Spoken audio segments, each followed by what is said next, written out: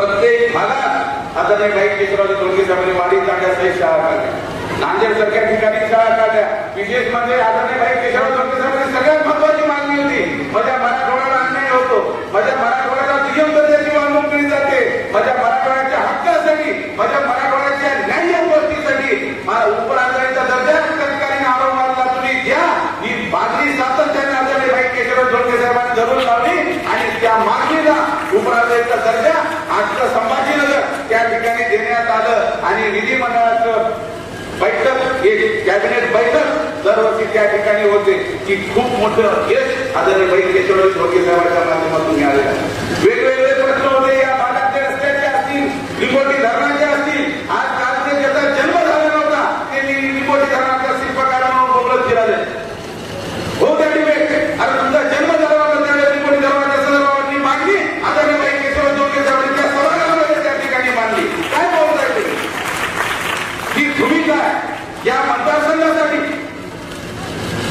या मायबाप जनता जनार्दनासाठी ज्यांनी आशीर्वाद दिला त्यांच्या न्याय्य हक्कासाठी मर्दवाना लढणारा हा पट्ट्या, अन्यायाचा आवाज उठवणारा हा पट्ट्या मराठवाड्याचा आणि महाराष्ट्रातल्या देशाच्या इतिहासामध्ये तुम्ही आजही काढून बघा. या देशाच्या इतिहासामध्ये स्टँडिंग आमदार 2 वर्षाच्या वर कारवासात कोणी आहे का बघा? एक दाखवा मला, एक कशासाठी? कोणत्या ऍडमिटसाठी नाही, चुकीचं काम करू नाही, जनतेच्या हक्कासाठी, न्याय मागण्यासाठी जेलमध्ये जाणारे आदरणीय भाई केशवराव धोंडगे साहेब आहे. ही भूमिका या मण्यारपुऱ्याची परंपरा आहे. मला अभिमान वाटतं संभाजीनगरमध्ये ज्यावेळेस छत्रपती शिवाजी महाराजांच्या नावाने शाळा उभा केली, त्याच संभाजीनगरमध्ये क्रांती चौकाला छत्रपती शिवाजी महाराजांचा पुतळा उभारण्याच्या आधी आदरणीय भाई केशवराव धोंडगे साहेबांनी त्या संभाजीनगरचे श्री शिवाजी हायस्कूलचे छत्रपती शिवाजी महाराजांचा पुतळा त्या ठिकाणी उभारण्याचं काम आदरणीय भाई केशवराव धोंडगे साहेबांनी केलं. त्याचा अभिमान आपल्याला निश्चित आहे. सांगण्यासारखं खूप आहे, बोलण्यासारखं खूप आहे. कारण बाबा म्हणत होते ज्याला अन्यायाविरोधात शिडी येत नाही, अत्याचाराविरोधात शिडी येत नाही, पेटून उठत नाही, तुम्ही माणूस म्हणण्याच्या अधिकाराचं नाही.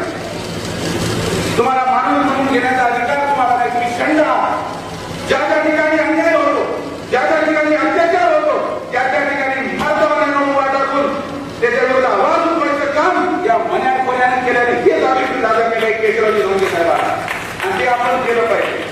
या संस्थेमध्ये शिकणारा प्रत्येक विद्यार्थी दोन गरीब 18 पगड जाती धर्माचा केला, प्रत्येकाला ज्ञान द्यायचं काम ही संस्था प्रामाणिक करते. आज हिरे मोदी या संस्थेतून बाहेर पडतात. हजारो लोक आयएस अधिकारी झाले, कलेक्टर झाले, डीएसपी झाले, एसपी झाले, सगळं झाले. मी तुम्हाला आवर्जून सांगतो, महाराष्ट्राच्या इतिहासामध्ये, महाराष्ट्राच्या कानाकोपऱ्यामध्ये कुठल्याही तुम्ही ऑफिसमध्ये जा, कुठल्याही ओपन चॅलेंज आहे, महाराष्ट्राच्या कुठल्या ऑफिसमध्ये जा, त्या ठिकाणी सर्वात जास्त जर तुमचे तिथं कर्मचारी असतील तर ते लोहा कंधार तालुक्याचे, कारण शिक्षणाची गंगोत्री आदरणीय भाई केशवराव धोंडगे साहेबांनी उभा आहे. त्याचा अभिमान मला निश्चित आहे. ही भूमिका तुम्ही भारतीय ठेवली नाही, पक्ष बदलला नाही, कोणाची गुलामी केली नाही, कोणाचा चाटूसुपणा केला नाही, कोणाच्या पुढे केलं नाही.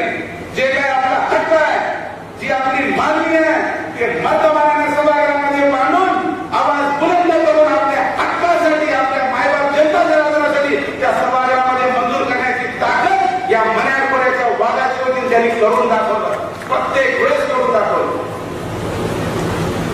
शरदचंद्रजी पवार साहेब या ठिकाणी आले होते, त्यावेळेस सुद्धा बाबांना त्या ठिकाणी अध्यक्ष करण्यात आलं. त्या दोघांची मैत्री किंवा राजकारणाच्या पलीकडे कसं वाटलं पाहिजे. आजचं राजकारण ते आता मी खूप लहान आहे, माझं वय लहान आहे, माझा अनुभवही कमी आहे, पण ज्या पद्धतीने मला आठवत नाही तुम्हाला मुद्दाम सांगावं लागेल.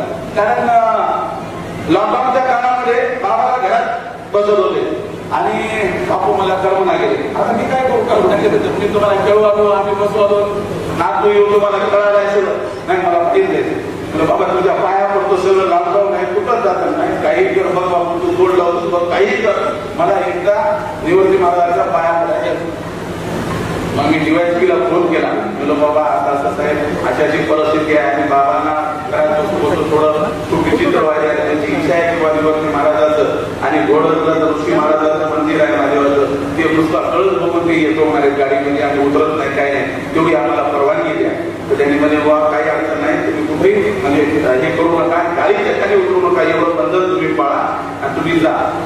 मग आम्ही गेलो.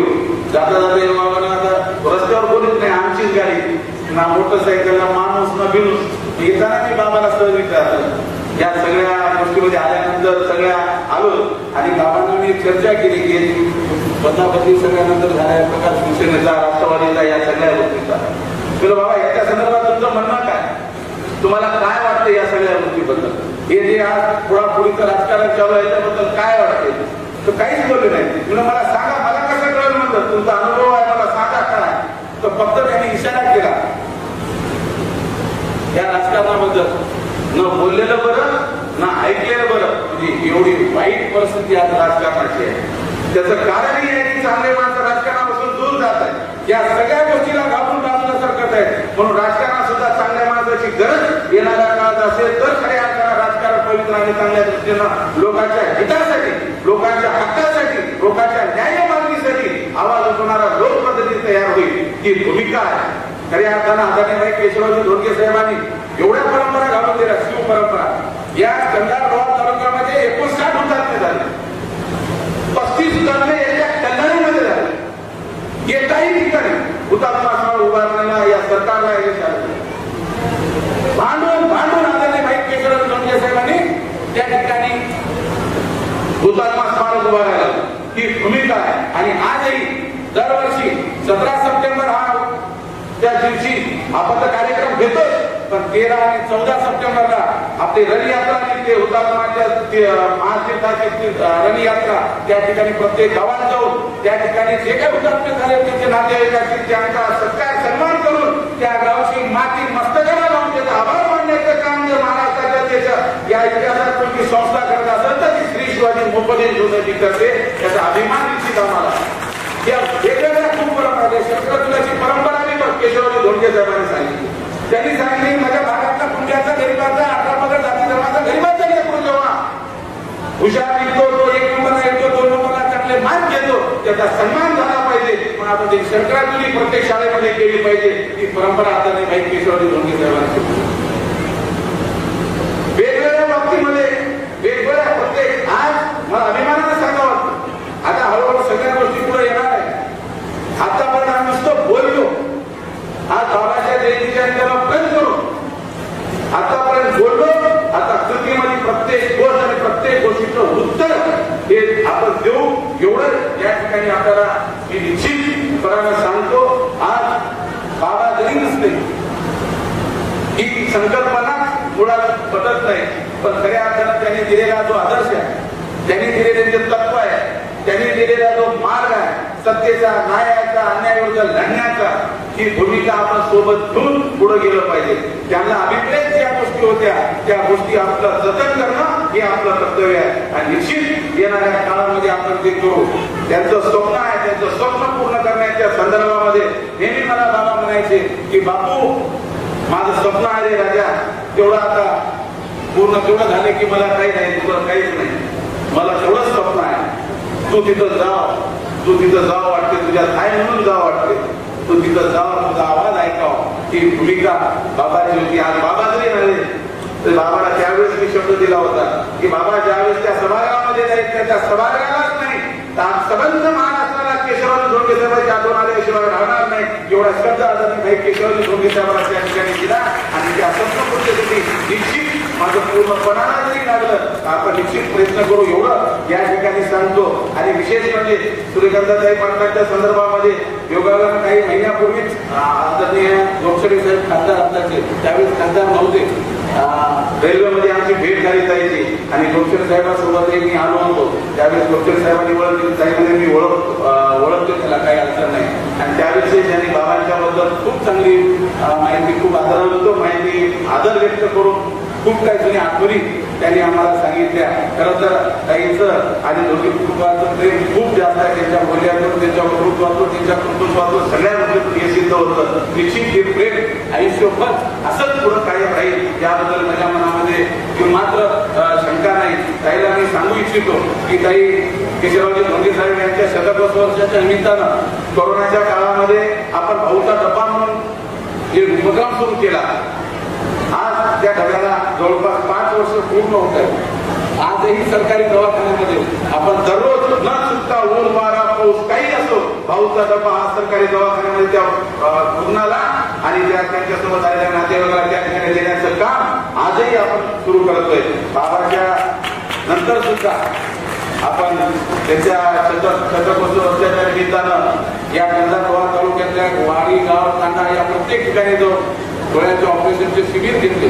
4 गाव जरी तांड्यावरती असले तर तिथं त्यांना दुसऱ्या गावात बोलवलं नाही. त्या 4 गावामध्ये जाऊन शिबिर घेऊन एक वेळेस नाही तर 2 वेळेस घेऊन त्या ठिकाणी शिबिर घेतलं. त्यांची तपासणी केली. जेवढ्या जणांचे ऑपरेशन निघाले तेवढ्या जणांना उदगीरला नेऊन 2 दिवस ठेवून खाण्याची ऑपरेशनची सगळी व्यवस्था करून त्यांना सुखरूप त्यांच्या घरी आणून सोडून त्यांना त्या ठिकाणी त्यांच्या घरी जाऊन सत्कार करण्याचं काम आणि ते भाग्य मला लाभलं. मला आनंद वाटतो की 6000 गोरगरिबांच्या डोळ्याचे ऑपरेशन करण्याचं भाग्य या पुरुषोत्तमला आपल्या सर्वांच्या सर्व सहकार्याच्या आशीर्वादानं त्या ठिकाणी लाभलं. ही खूप भाग्याची गोष्ट आपल्या सगळ्याच्या ह्याच्यामधून मला मिळाली. आपण दरवर्षी नाही अजून एक बाबांच्या शतकोत्सवाच्या निमित्तानं आपण जे काही कोरोनाच्या काळामध्ये जे मृत्युमुखी पडले आपल्या परिसरातले आपल्या भागातले जेवढे काय आहे जेवढे आपल्याला कळाले जेवढे आपल्याला माहीत झाले तेवढ्या जणांचे त्याचे पाल्य गमावले.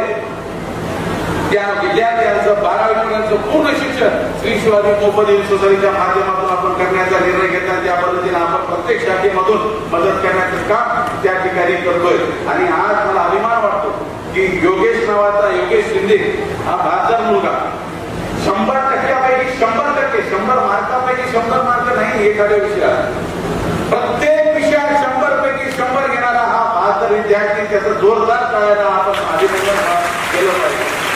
माझ्या बहिणीचं आहे तिच्या 99 पॉईंट म्हणजे किती बुद्धिमत्ता किती त्यांचं समर्पण त्या विषयाबद्दल शिक्षणाबद्दल असेल, किती जाण त्या शिक्षणाची असेल, त्याबद्दल आपण त्या सगळ्यांचा मी अभिनंदन तर करतोच. पण आपण सगळ्यांनी त्यांचा आदर्श घेतला पाहिजे. निश्चित आपण चांगल्या पद्धतीनं काम केलं पाहिजे.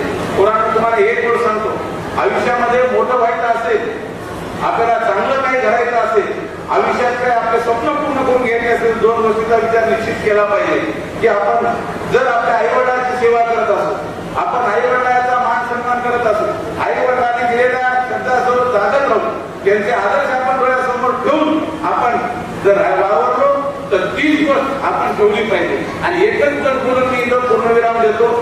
योगेशचा जो काही आता जे मुख्याध्यापक आहे त्यांनी मला विनंती आहे की एवढा भूतपूर्व विद्यार्थ्याचं त्याचं सगळं वया पुस्तक पेन कपडे जे काय आहेत ते त्याचं आपण पूर्ण करावं. माझ्या भगिनी सुद्धा 99 पॉईंट आहे त्याचं सगळ्यांना